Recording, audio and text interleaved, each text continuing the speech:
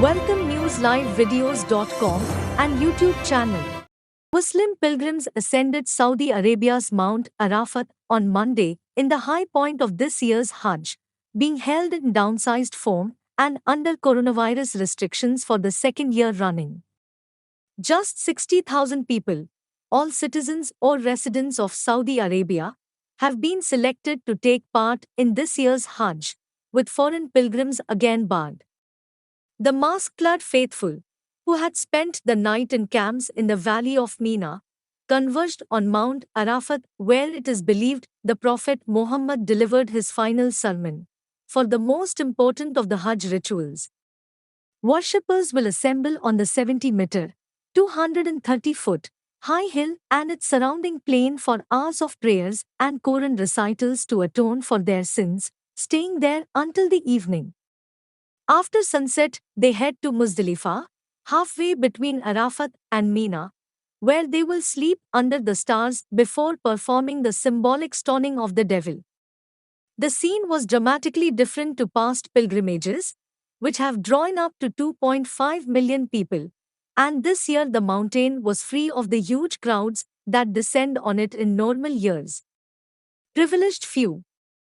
Being one of the lucky few gives you a feeling that our God is forgiving and has chosen us to be in this place, said Selma Mohammad Higazi, a 45-year-old Egyptian.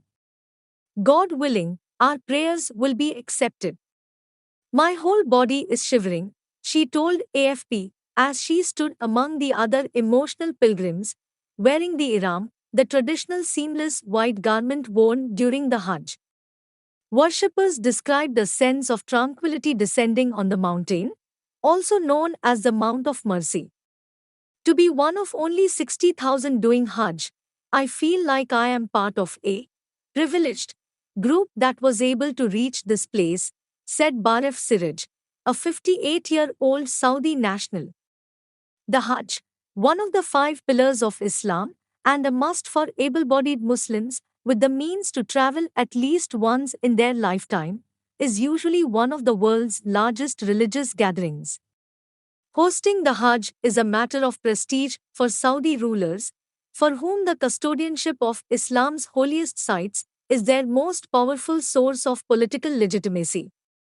But barring overseas pilgrims has caused deep disappointment among Muslims worldwide, who typically save for years to take part. Participants were chosen from more than 558,000 applicants through an online vetting system, with the event confined to fully vaccinated adults aged 18 to 65 with no chronic illnesses. Safety first. Authorities are seeking to repeat last year's successful event, which took place on the smallest scale in modern history, with just 10,000 participants, but which saw no virus outbreak. Saudi health authorities said Sunday that not a single COVID case had been reported amongst the pilgrims this year.